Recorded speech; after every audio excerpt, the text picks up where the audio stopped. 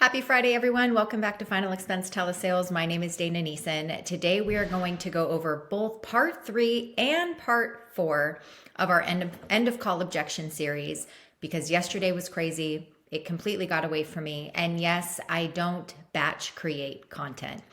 So literally, when you get a video from me 9 times out of 10, I have just recorded it that day. Honestly, I should probably just go live at this point because if I'm not batch creating content, I should just be going live.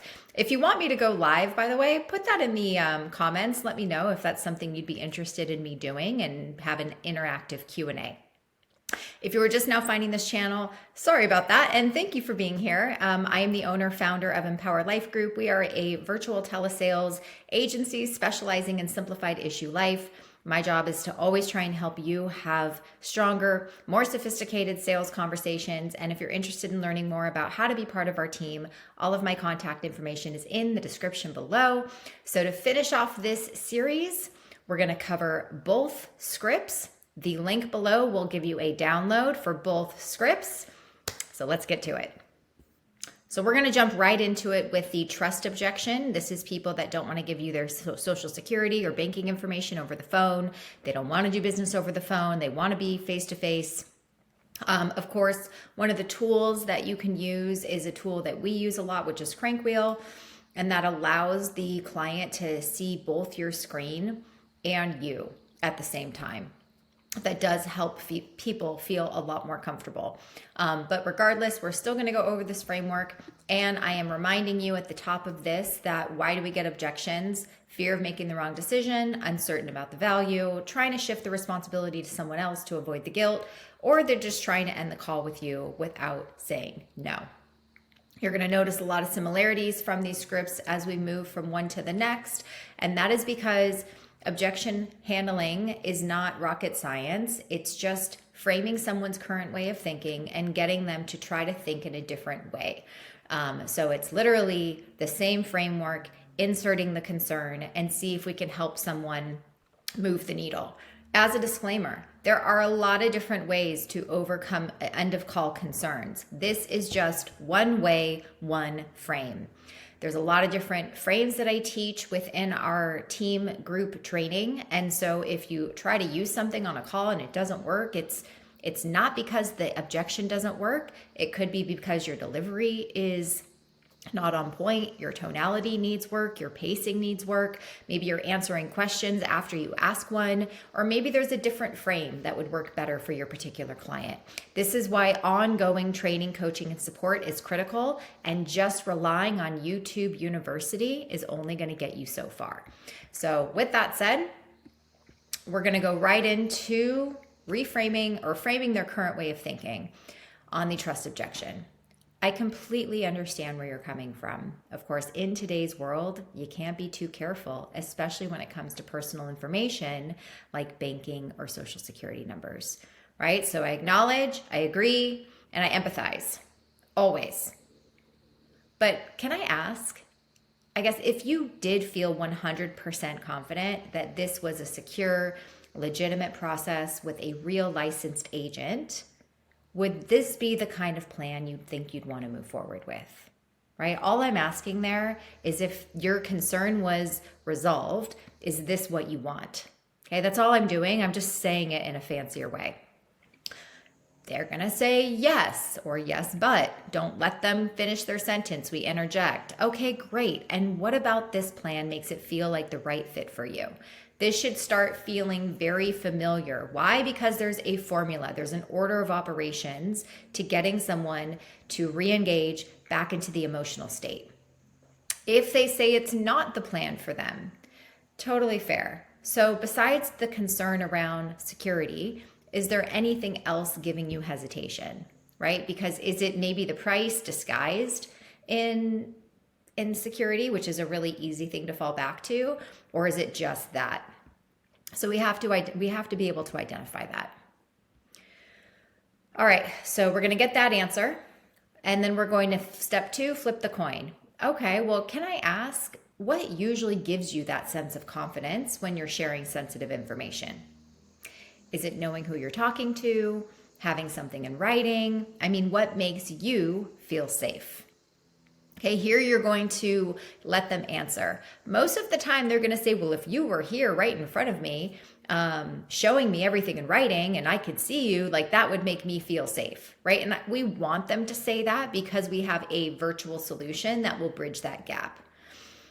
So you're not wrong for being cautious. But what happens if this concern actually ends up delaying you from putting protection in place, and then something actually happens before you act?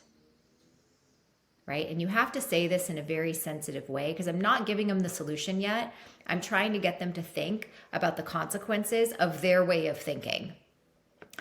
And if this is something you already know you want to do, wouldn't it make more sense to maybe find a secure, legitimate way to get it handled rather than putting it off and hoping nothing happens in the meantime? Right? So what I'm trying to get them to say here is if we could solve this problem for you and we could get you to a place where you do feel confident, if that's the only thing holding you back, maybe we should find a solution instead of being scared and running away. That's what I'm trying to do. Well, yeah, I'd love to be able to find a solution. Okay, great. Well, would it be okay if I made a recommendation? And I really, really want you guys to hear the intentionality of where I'm taking them down the path. I am not just saying, is this something you want to have? And then just introducing the solution without walking them down the path, walking them out to the plank. I'm going to ask for what they think they need in order to make them feel safe. And then I'm going to ask them, wouldn't it make more sense to try to find a solution to help you with the problem you said you had that you needed to solve, and then offer them the solution? Would it be okay if I made a recommendation? Perfect. I'm going to send you a quick text right now that allows you to see everything on my screen in real time, including the actual application we'll be filling out. You'll see exactly what I'm doing, and you'll even be able to see me on camera as I walk you through it. This way, nothing is hidden, there's no guesswork, and you'll know for sure this is real, licensed, and secure. And if for any reason something doesn't feel right, you're in full control to stop at any time. Okay, would that be a reasonable solution, right? I'm just going to send them the text and have them do it. Okay, so if they say yes, fantastic. We've overcome the security objection and we are going to do the application. If they say, no, I'm still uncomfortable, guys, we're going to keep pushing and we're going to the responsibility shift again, which is what you heard yesterday and the day before. Have you ever heard the phrase, heavy is the head that wears the crown? It's not the crown or the policy that's heavy. It's the responsibility that makes it feel that way. You get what I mean? Someone in every family has to take that first step, to be the one who ensures that things are in place. And when we delay, whether it's from fear or uncertainty, that first step keeps getting pushed down the road. Does that make sense? So in your opinion, whose responsibility is it to make sure everything's taken care of and your family isn't left to figure it out later? Okay, they're going to say it's mine or it's mine, but exactly.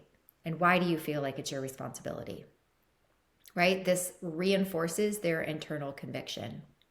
Then we're going to consequence them. So let's say hesitation wins today and it doesn't get handled. And a few days pass, then a few weeks, and then something unexpected happens. What does that moment actually look like with no plan in place? Okay, we're going to let them sit in the reality of that, assuming you're doing it in a way that isn't pissing them off. And then we're going to ask for the sale again. So would it be a terrible idea to go ahead and take that first step today? I'll make sure everything is done securely, walk you through the process, hold your hand, and help you get the peace of mind you said you were looking for starting right now. Okay? So it's not easy, right? I'm definitely the first to say it's way easier to just ignore their objection and push for their approval, or to not fight for them and move on to the next lead. That's way easier. But we don't do easy, right? We push ourselves outside of our comfort zone. We push our clients outside of their comfort zone, and we practice it over and over again until we get better, until we get the belief that we have to care about their situation and their family situation more than their fear.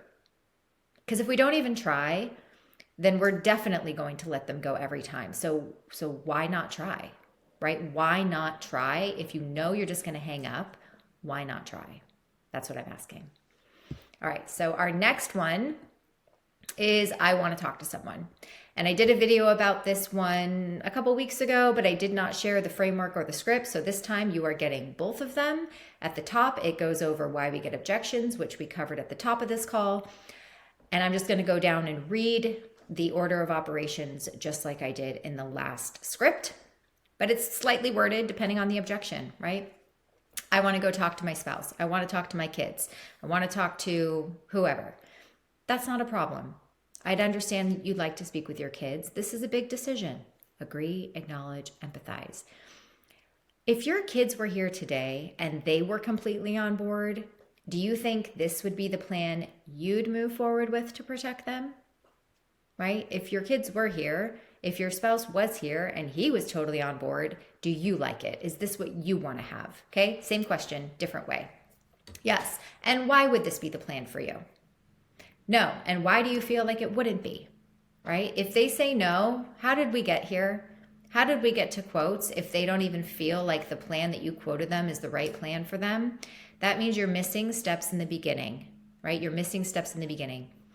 But likely they're going to say yes. Okay, and why do you feel this would be the plan for you? Let them tell you. Okay, so what will you do then if you go to your kids, you go to your spouse, you go to your cousin, whoever it is, and they tell you they don't want you to put it in place, that they're just going to take care of it for you? What will you do then? Hopefully they say, I'm just going to do it anyway.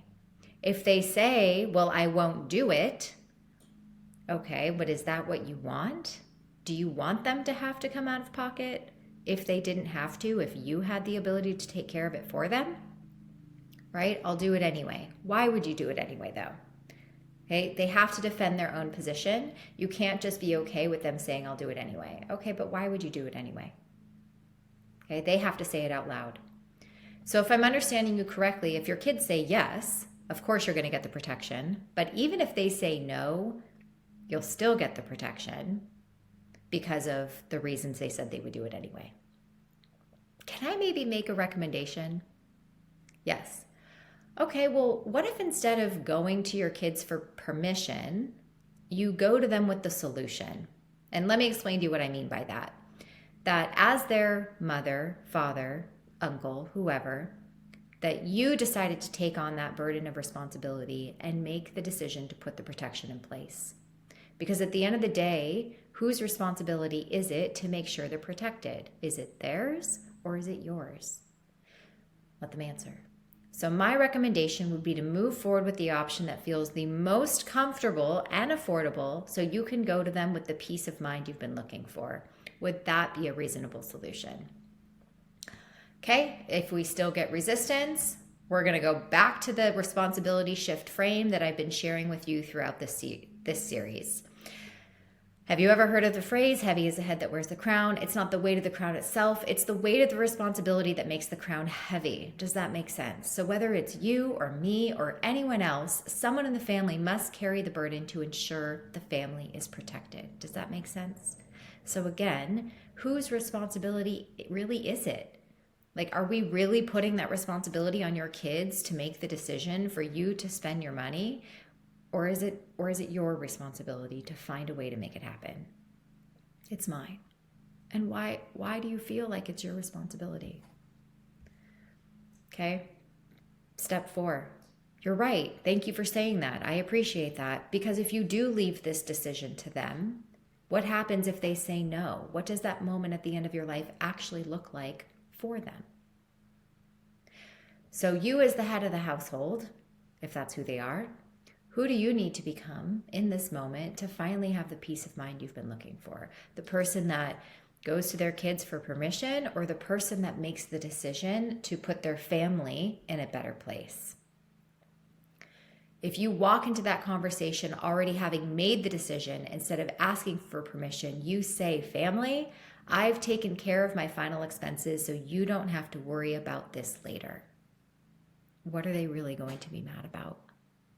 So again, would it be a terrible idea to go ahead and get this in place for you today so you can have the peace of mind starting right now? Okay, so that is the last two emotional certainty end of call concern scripts that I'm sharing with you this week. I hope you enjoyed this series. I'm sorry it was a little bit rushed. I actually have a crazy busy schedule the rest of the day. I will get this out right away. If you have any questions, if you want to connect with me, post it in the comments. You can find my contact information in the description of all of these videos. I hope you guys have a fantastic weekend. I hope you implement the stuff. You're not just consuming, but you're implementing. And I will see you next week with a new series of videos. Thanks so much.